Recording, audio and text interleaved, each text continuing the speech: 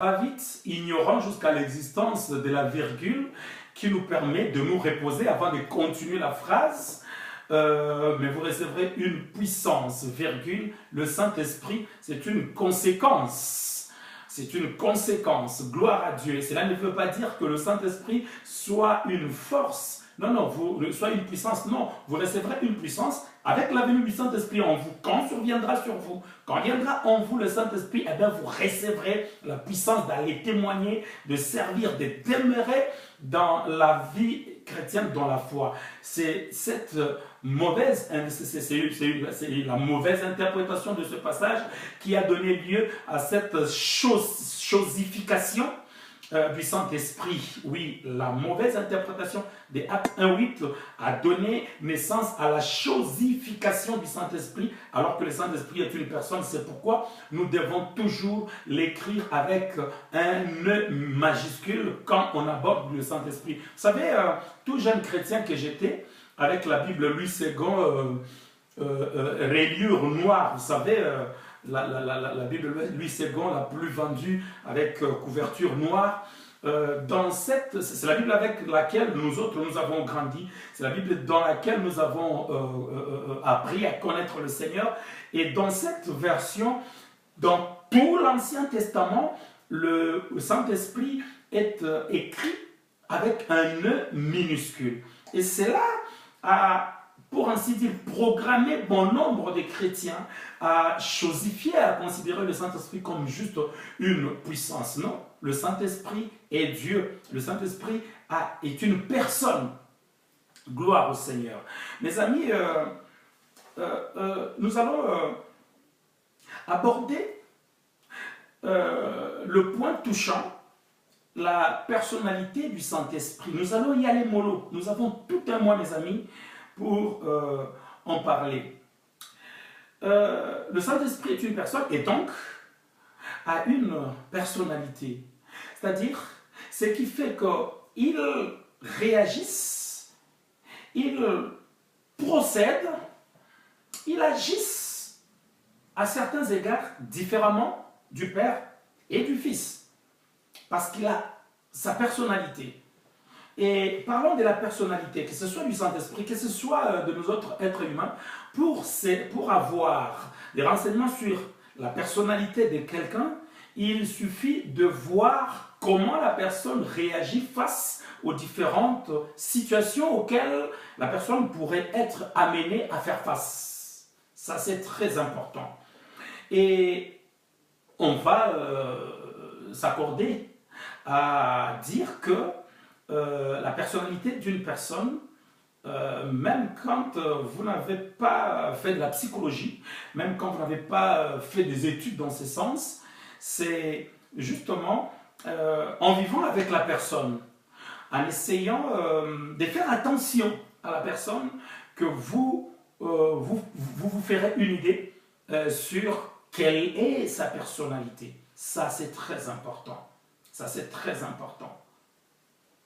Vous savez, une fois qu'on connaît, oui, en parlant des êtres humains, on s'accorde à dire que parmi les êtres humains, il y en a qui ont une forte personnalité, d'autres d'une personnalité changeante, d'autres hypersensibles, d'autres coléreuses, d'autres peut-être aussi timides, ne s'exprimant pas trop sur leur opinion et autres. Toutes ces choses nous donnent une idée sur le genre des personnalités de l'individu, de la personne que l'on a en face de nous. Ça, c'est très important à savoir. Par rapport au Saint-Esprit, il est important de se faire déjà une idée sur ce que sa personnalité. Par rapport au Père et au Fils, déjà à partir du symbolisme qui est utilisé pour parler du Saint-Esprit. C'est déjà, à partir de là, nous pouvons déjà nous faire une idée. Je vais donc que l'on cite quelques symboles utilisés pour désigner le Saint-Esprit. C'est vrai, il y en a beaucoup. mais nous allons petit à petit, avec les temps, comme je l'ai dit, nous avons tout un mois, nous aurons le temps de nous apaisantir sur chaque symbole pour essayer d'en apprendre davantage sur la personnalité du Saint-Esprit. Merci, cher Saint-Esprit, merci. Parlons des symboles. Il est de ces symboles qui se rapportent à la fonction, au rôle du Saint-Esprit, que ce soit dans l'Église, que ce soit même dans la divinité. Il est de ces symboles du Saint-Esprit qui parle de sa puissance. Il est de ces symboles du Saint-Esprit qui parle de sa manière de procéder. Il est de ces symboles du Saint-Esprit qui parle de sa stratégie pour attirer les gens au Seigneur, en passant par la conviction du péché.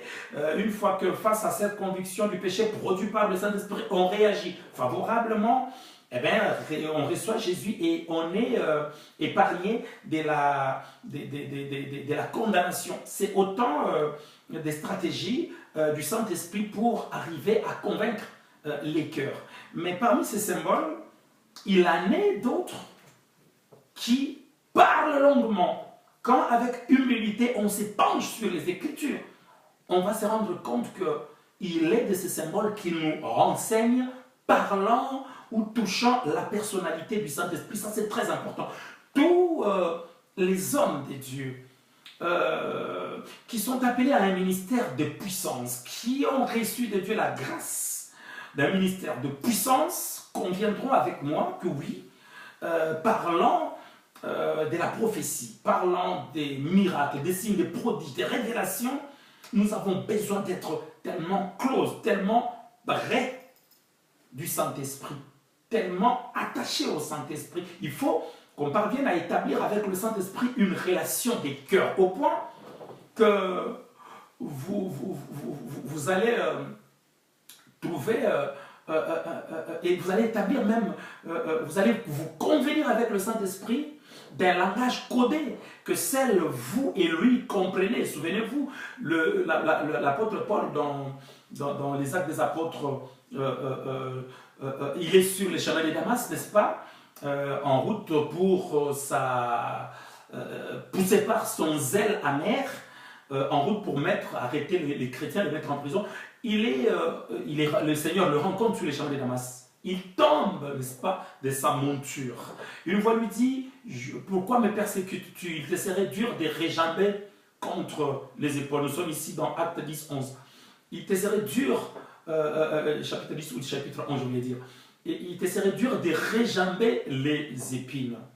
La Bible dit, ses compagnons de route l'ont bien vu tomber de sa monture sur le pare-sol, mais il n'entendait pas les paroles que Paul entendait. Je vais dire que, pour ainsi dire, le chrétien, l'homme de Dieu, le servant de Dieu, qui aspire à un ministère de surnaturel, de puissance, par une bonne connaissance du Saint-Esprit, de sa personnalité, à partir de la connaissance de sa personnalité, on saura, vous savez, quand vous connaissez la personnalité de quelqu'un, vous serez capable de prévoir ses réactions. Vous saurez éviter à les contrarier. Vous éviterez, vous saurez comment éviter de le contrarier. Passez-moi, excusez-moi. Il y a tellement de paroles pleines de charme bouillants dans mon cœur, ça se bouscule dans mon cœur. Oui, à part une bonne connaissance de la personnalité du Saint-Esprit, vous serez à même de prévoir, de ne pas le contrarier, l'attrister, le limiter, l'étouffer et autres. Ça, c'est très important. Je disais donc que parlant des symboles, nous avons pris quelques symboles. Hein. D'autres peuvent aussi en rajouter, hein. D'autres que nous n'avons peut-être pas repris ici. Le Saint-Esprit est symbolisé par le consolateur. Jean chapitre 15, verset 26, le paraclet si vous voulez. Le mot paraclet signifie défenseur, avocat. C'est lui qu'on appelle au secours, signifie aussi soutien. Le Saint-Esprit est symbolisé par l'huile Le Saint-Esprit est symbolisé par la lumière. Nous reviendrons sur tout ça, ne vous en faites pas. Le Saint-Esprit est symbolisé par l'eau. Le Saint-Esprit est symbolisé par la pluie. Le Saint-Esprit est symbolisé par le vent. Le Saint-Esprit est symbolisé par le feu. Le Saint-Esprit est symbolisé par le vin. Le Saint-Esprit est symbolisé aussi par la colombe. Et c'est sur le symbole colombe que nous allons nous attarder, nous apaisantir. Parce que c'est dans la conviction que j'ai de sa part, de la part du Saint-Esprit, c'est le symbolisme qui parle beaucoup plus, qui nous renseigne beaucoup plus sur la personnalité du Saint-Esprit. Car la colombe, dans Jean chapitre 1er, verset 32, n'est-ce pas, il sort de l'eau, le ciel s'ouvre.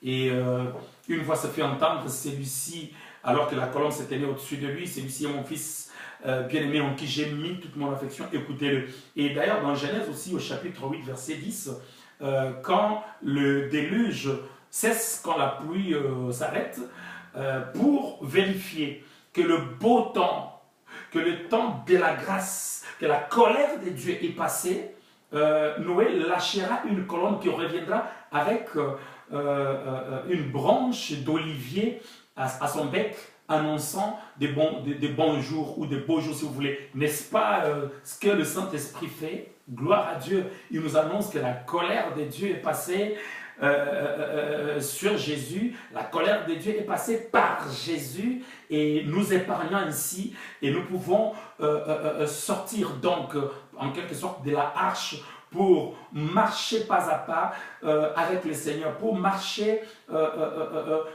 chaque jour dans la croissance et dans la connaissance de celui qui nous a appelés des ténèbres à son admirable lumière. La colombe symbolise la paix, la douceur, l'espoir. Gloire à Dieu. La paix, la douceur, l'espoir. Et je vais m'attarder sur la douceur. Oui, la colombe symbolise la paix, la douceur et l'espoir. Je vais prendre la signification du milieu, la douceur. Et je dessine une flèche en dessous des douceurs. La douceur rappelle aussi la pureté. La pureté, c'est quelque chose de doux. Gloire à Dieu. Et toujours parlant de douceur, pureté, la pureté, la douceur, nous rappelle aussi l'aspect inoffensif de la colombe. Gloire à Dieu.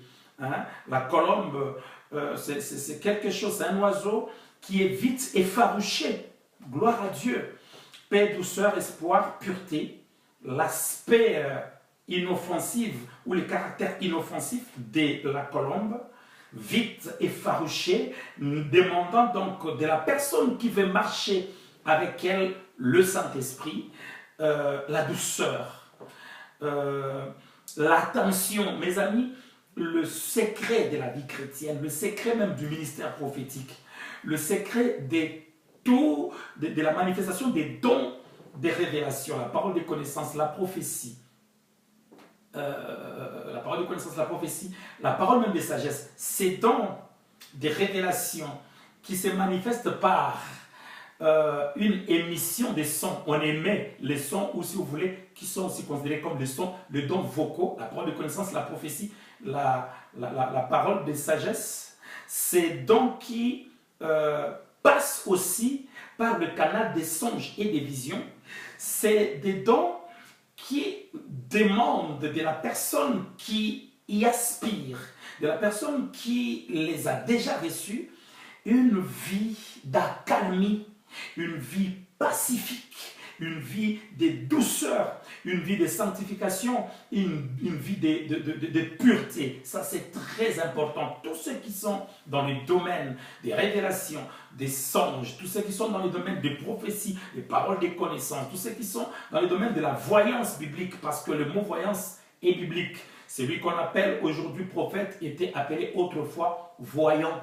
Gloire à Dieu. Tous ceux qui évoluent dans ces domaines savent que le prophète, il y a aussi des pasteurs, il y a des évangélistes qui ont un don magnifique, un don puissant des paroles des connaissances. Et parfois aussi des prophéties, parce que parlant de la parole de connaissance, nous reviendrons, mes amis, sur toutes ces choses. Ce n'est pas le sujet d'aujourd'hui. Le sujet d'aujourd'hui, c'est par rapport à la personnalité du Saint-Esprit.